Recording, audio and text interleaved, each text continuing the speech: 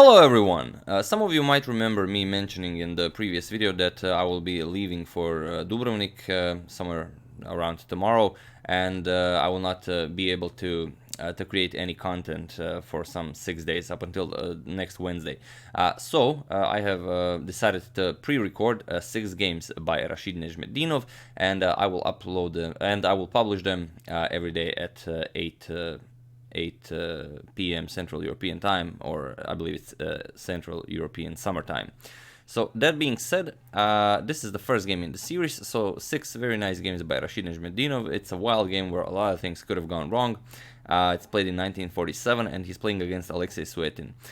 Some of you may remember that video I did against Tal versus Suetin, the game called Not Bad for a Dead Man. It's a very nice game by Tal. If you haven't seen it, I will put a link to it in the description below, so you're very welcome to check it out. So let's see this game. Rashid has the white pieces and he opens with e4. We have c5, the Sicilian defense. Suetin is not afraid to go for a nice sharp line against Rashid. Knight to f3, knight to c6, and the d4.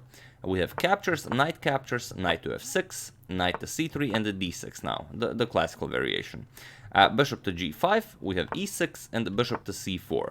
Nezhmetdinov develops a piece with every move he makes. We have a6, and here you could continue in a lot of ways, but Rashid goes for the immediate knight captures on c6. We have pawn captures, and now e5. A very nice pawn sacrifice here by Nezhmetdinov, and although d captures on e5 is something you could actually play, and you could allow queen captures here, king captures, but it's something a computer would do. It's very hard for a human to commit to something like this. After your castle, knight d5 is coming, and the black is actually perfectly fine here, regardless of the doubled pawn. I mean, he is up a pawn, but his pawn structure is all messed up. And while this is playable for black, a human will not play something like this. So we have queen to a5 by Suetin. Now, of course, capturing is impossible because of queen captures bishop. Instead, after this queen to a5, we have bishop captures on f6, pawn captures on f6, and now pawn captures on d6. It seems now that white has a very nice passed d-pawn, but in fact queen e5 takes care of that immediately. This comes with check, and there are a couple of ways you can deal with this, but Nezhmetdinov already decided that this game he's going all out, and he, instead of blocking with the queen or something, he plays king to f1. So for the time being, it will be somewhat difficult to get the h1 rook into the game. Queen captures on d6, offering a trade of queens, and now queen to f3. So here, okay, you did sacrifice some material. Black's king is still in the center, but white's king is on f1, so unless white manages to fix this rook is not really coming into the game. At the moment, queen captures on f6 is the threat, and the way you want to take care of this is either bishop to e7 or bishop to g7. And here is the first small inaccuracy Suetin makes. We have f5. Bishop to e7 or g7 would have been better. You develop a piece, you allow the rook to come into the game. And most of all, you're not creating any targets. By pushing this pawn to f5, this will now become a target. First, Rashid brings the rook into the game via rook to d1. This comes with a tempo as it's attacking the queen. Queen moves to c7, and now comes g4. Now you can see that the f5 pawn has become a target, and Rashid immediately goes for it. He doesn't allow black any chances to consolidate. Not capturing on g4, for example, f4 doesn't really work, because now you allow knight e4. You've created this nice e4 square for the knight, and after bishop to e7, then comes g5, and it's very unpleasant here for black. So after g4, f captures on g4 by Suetin. We have queen captures on g4, and now bishop to b7. Bishop to b7, a much bigger inaccuracy here. With h5 you can still play the game, either force white to f3, maybe g3, although it's highly unlikely Rashid would have gone for the queen trade, but you know, you're not committing to anything, and you still want to see what is white's plan. But here after bishop to b7 you've just moved this bishop to b7, okay, you are preparing to bring the rook in the game, but this bishop is now a terrible piece, so for now it's until you push c5 it's actually like a pawn, and another thing, you are no longer keeping an eye on the e6 pawn, and you are playing against Rashid Nezhmetdinov. So without further ado, bishop captures on e6, Rashid sacrifices the bishop, f captures, and now for some reason, a moment of blindness for Rashid. Here, rook to g1 would have been the strongest idea. He immediately went for queen captures on e6. The idea behind rook to g1 is that you can't really defend the e6 pawn, but you have now brought the rook into the game. You have to allow white to capture here. If you try to defend it, for example, queen to f7, you get queen d4, and now there's really not all that much you can do. Attacking the rook on h8, after the rook moves, now comes rook captures, queen d7, this would be checkmate, but in a lot of other variations, the white will also prevail. Here we have queen captures on e6, and now bishop to e7 was played. Here Suetin actually had a very nice opportunity to, to really get out of everything, as he could have also blocked with queen to e7, but to actually play queen to e7, you have to see very far into the future. This is what both Nezhmetdinov and Suetin missed. And probably if Nezhmetdinov saw queen e7 and the why queen e7 works, he would have gone for that rook g1 line. But okay, queen e7, and this is the idea why it works. You have to move the queen, let's say queen f5, and now the bishop comes back into the game. Okay, bishop c8, queen to h5 check. Now you can see that the rook is controlling the entire d file, and after queen to f7 blocking, now comes queen to e5, checking the king and attacking the rook. This is probably what Nezhmetdinov saw, that this couldn't possibly work for black, and Suetin also saw this and said, okay, I can't play this, but both of them actually missed this move. Queen e7. That's right. And now white has to repeat queen h5 check, queen e5 check, and settle with a draw. If you capture the rook, then you lose the game. Bishop h3 check. And notice that the queen is now covering d1 square. King g1 only move, queen g5, this will be checkmate. So a very nice idea, but you know, you can't hold it against Suetin for not going queen e7, because who would find that in a real game? Or maybe Nezhmetdinov saw it and he was simply bluffing. It's hard to say. But okay, bishop to e7. Now comes knight e4, allowing this knight now into the game, and the queen is not under attack by the black queen, so basically a free move to get the knight into the attack. Bishop to c8. Of course, now you have to activate the bishop, which was so poorly, you know, stationed at b7. Knight to f6 check. We have king to f8, only move. And now comes rook to d7. This is a very nice moment in the game, because once again Nezhmetdinov misses the opportunity to win the game with knight d7 immediately.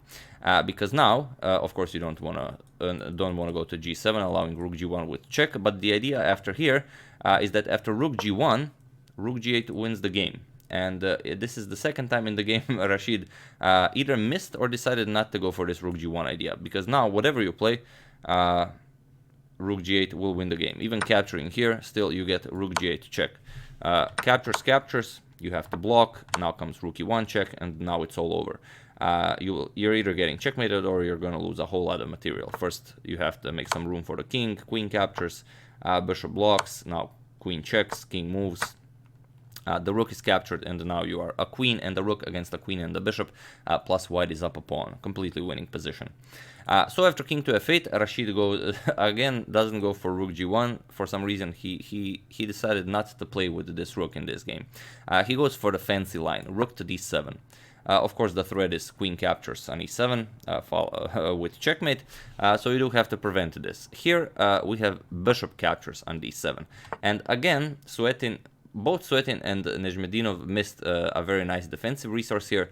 So, okay, maybe it's a nice opportunity for you to pause the video and try to find the defensive idea Suetin missed.